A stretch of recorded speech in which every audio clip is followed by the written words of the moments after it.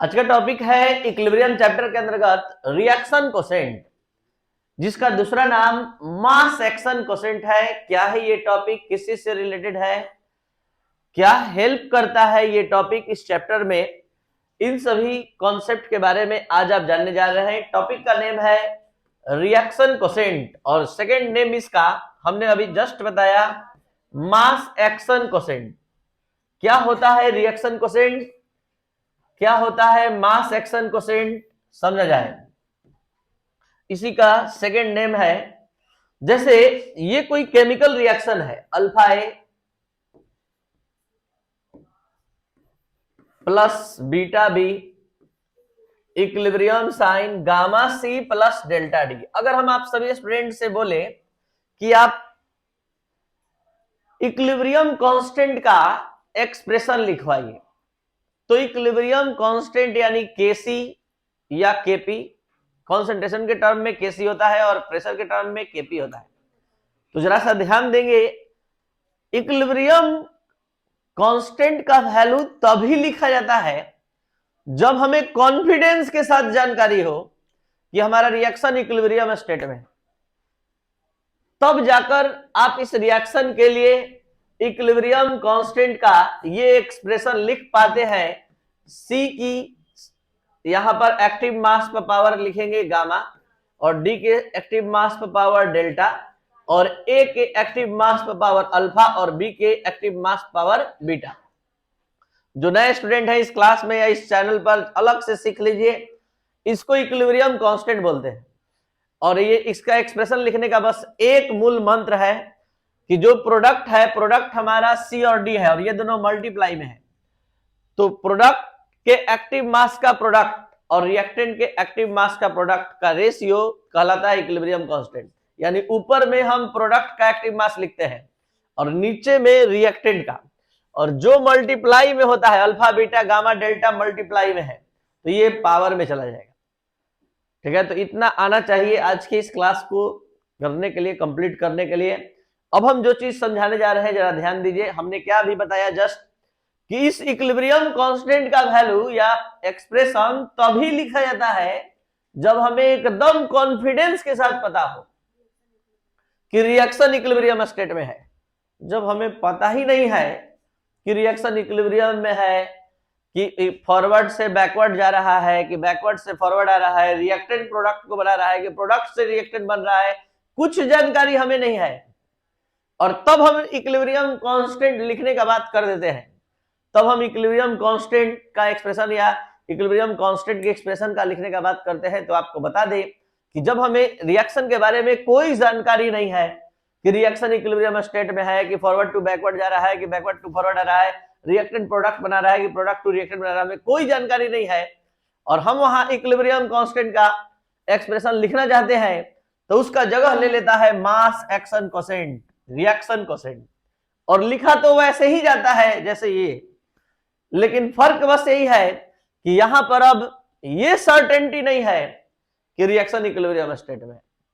अब ये during the progress of reaction the value of equilibrium constant is called reaction quotient, यानी कि reaction के प्रोग्रेस के दौरान ही, कि फॉरवर्ड टू बैकवर्ड जा रहा है या बैकवर्ड टू फॉरवर्ड, आप उसी समय आपका मन बन गया कि नहीं हम इक्विलिब्रियम कांस्टेंट लिखेंगे, तो वहां इक्विलिब्रियम कांस्टेंट न लिखकर रिएक्शन कोसेंट या मास एक्शन कोसेंट लिखेंगे। ये भी उसकी तरह दो प्रकार का होता है, एक कॉन्सेंट्रेशन के टर्म में और एक प्रेशर के टर्म में, दोनों जानिए, एक QC एक QP। और यहां भी उसी तरह से लिखेंगे, C active mass of C पर power gamma, active mass of D पर power delta, active mass of A पर पावर अल्फा, और एक्टिव मास ऑफ B पर पावर बीटा। मतलब प्रोडक्ट का एक्टिव मास ऊपर और रिएक्टेंट का नीचे। तो अब सवाल उठता है कि इसका स्टडी क्यों किया जाता है। पहले एक बार फिर से बता दें क्या है mass action quotient, reaction quotient. The value of equilibrium constant during the progress of reaction is called mass action quotient, और रिएक्शन कोसेंट रिएक्शन के प्रोग्रेस के दौरान ही किसी इक्विलिब्रियम कांस्टेंट का वैल्यू अगर आप लिख रहे हैं, तो वहां वो रिएक्शन कोसेंट, जो इक्विलिब्रियम कांस्टेंट है, वो मास एक्शन कोसेंट कहलाता है। और अब इसके बारे में डिटेल जानकारी, इसका स्टडी क्यों किया जाता है। मान लीजिए कोई रिएक्शन दिया है, और उसके सभी कॉन्सेंट्रेशन टर्म का वैल्यू दे दिया है, जैसे सी का एक्टिव मास, डी का एक्टिव मास, ए का, बी का, और आपसे पूछ रहा है कि बताइए कि रिएक्शन इक्विलिब्रियम स्टेट में है कि फॉरवर्ड टू बैकवर्ड जा रहा है कि बैकवर्ड टू फॉरवर्ड जा रहा है। और अलग से केसी का वैल्यू भी दे दिया है, केसी का वैल्यू भी दे दिया है 2.1 × 10⁻², केसी का वैल्यू भी दे दिया है। और आपसे इतना देकर और सबका कॉन्सेंट्रेशन टर्म ये सब का वैल्यू भी दे दिया है, और आपसे पूछ रहा है कि क्या रिएक्शन इक्विलिब्रियम स्टेट में है, तो आप इस पूरे को रखकर सॉल्व करेंगे। अगर इसके एकदम बराबर आ गया तो कहेंगे रिएक्शन इक्विलिब्रियम स्टेट में, तभी तो इसके बराबर आया। अगर इससे अधिक आ रहा है और इससे कम आ रहा है तो यहां पर अब स्टडी करना है, तब आप समझेंगे कि reaction forward to backward to forward, यानी कि ये तय है कि क्यूसी का मान अगर केसी के इक्वल नहीं हुआ तो रिएक्शन इक्विलिब्रियम में नहीं है। तो रिएक्शन इक्विलिब्रियम में नहीं है तो कहां है, या तो प्रोडक्ट से रिएक्टेंट बनेगा या रिएक्टेंट से। तो कब कैसे बनेगा ये आप कैसे जानेंगे, तो जरा देखिए। सबसे पहले तो आप ये तो जान गए क्यूसी इक्वल अगर केसी आ गया तो आप क्या बोलेंगे, reaction is in equilibrium state, ये तो समझ गए। अब जरा सेकेंड कॉन्सेप्ट, क्यूसी अगर केसी से बड़ा होगा तो जरा सोचिए क्यूसी कब बड़ा होगा, जब प्रोडक्ट का कॉन्सेंट्रेशन अधिक होगा और रिएक्टेंट का कम। जब ऊपर वाला जो है, ऊपर वाला कौन है, प्रोडक्ट है, प्रोडक्ट का एक्टिव मास का कॉन्सेंट्रेशन अधिक और रिएक्टेंट का कॉन्सेंट्रेशन कम। तो इसको हम एक एग्जांपल से समझाया करते हैं, और वो एग्जांपल ये है कि दो पानी का टंकी है, इसमें हम प्रोडक्ट लेकर चले हैं, इसमें हम रिएक्टेंट लेके चले हैं। अभी आप दोनों को कनेक्ट कर दिए और बीच में की लगा दिए। इसमें अभी आप मान के चल रहे हैं कि प्रोडक्ट का कॉन्सेंट्रेशन अधिक है, प्रोडक्ट का कॉन्सेंट्रेशन अधिक है। खोलिए चाबी, क्या होगा, क्या समझ में आ रहा है, चाबी खोलने पर क्या होगा, पानी किधर से किधर, वाटर किधर से किधर जाएगा, प्रोडक्ट से रिएक्टेंट की ओर, यानी कि इस टंकी से इस टंकी की ओर। अपने आप समझ गए। तो आप ये बात अभी तुरंत बोले हैं, सोचे हैं कि क्यूसी का मान तबे अधिक होगा जब सी और डी का एक्टिव मास अधिक होगा, और सी और डी का एक्टिव मास जब अधिक होगा तो देख लीजिए रिएक्शन किधर से किधर जाएगा, प्रोडक्ट से रिएक्टेंट की ओर, क्योंकि इसका कॉन्सेंट्रेशन अधिक है। जहां आप चाबी खोले तो उस टंकी से उस टंकी की ओर पानी जाएगा जिधर मतलब कम है, और जिधर ज्यादा है उधर से जाना शुरू होगा। तो कॉन्सेंट्रेशन किसका अधिक है, प्रोडक्ट का। तो रिएक्शन प्रोडक्ट से रिएक्टेंट की ओर, यानी reaction proceed in the direction of reactant, ये इसका रिजल्ट हुआ, ये इसका रिजल्ट हुआ। QC is greater than KC, then reaction proceed in the direction of reactant, reactant के डायरेक्शन में। इसके जस्ट अपोजिट QC अगर कम आ गया KC से, क्या बोलेंगे, रिएक्ट। अब कौन अधिक हो गया, केसी कब अधिक होगा, जब क्यूसी कम होगा। और क्यूसी कम कब होगा, जब रिएक्टेंट का कॉन्सेंट्रेशन कम ज्यादा होगा, रिएक्टेंट का कॉन्सेंट्रेशन ज्यादा होगा, यानी इस टंकी में पानी अधिक होगा। ठीक है, तो किधर से किधर जाएगा, रिएक्टेंट से प्रोडक्ट। तो reaction proceed in the direction of product. तो रिएक्शन कोसेंट क्या है, एकदम नॉर्मल वे में अपने माइंड में सेट कीजिए। किसी रिएक्शन के प्रोग्रेस के दौरान डिटरमाइन किए गए इक्विलिब्रियम कांस्टेंट के वैल्यू को रिएक्शन कोसेंट कहते हैं। रिएक्शन कोसेंट को Q द्वारा रिप्रेजेंट करते हैं। अगर रिएक्शन कोसेंट और इक्विलिब्रियम कांस्टेंट का मान सेम आता है तो रिएक्शन इक्विलिब्रियम स्टेट में होता है।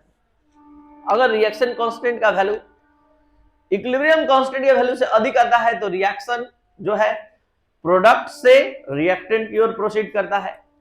और अगर रिएक्शन कोसेंट का वैल्यू इक्विलिब्रियम कांस्टेंट से कम होता है तो उस केस में रिएक्शन जो है रिएक्टेंट से प्रोडक्ट की ओर प्रोसीड करता है। जो अब हम ये समझा रहे हैं, इस बात को यहां पर अच्छे से एक एक लाइन एक एक टर्म समझ लिया जाए।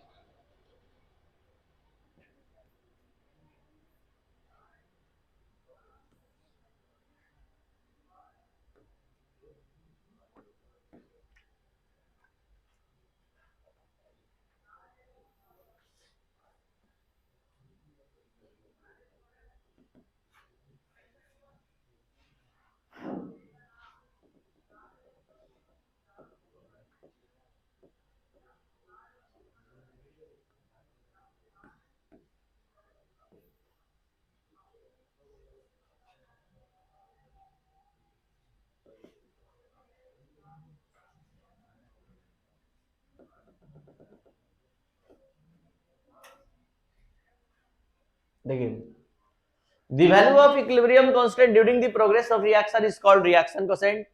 It is denoted by Q. ठीक है, तो QC इक्वल, ये सब समझ गए आप लोग, ये भी समझ गए कि if QC equal KC then reaction is in equilibrium state. If QC is greater than KC then reaction proceed in the direction of reactant. If QC is less than KC then reaction proceed in the direction of product. जल्दी से note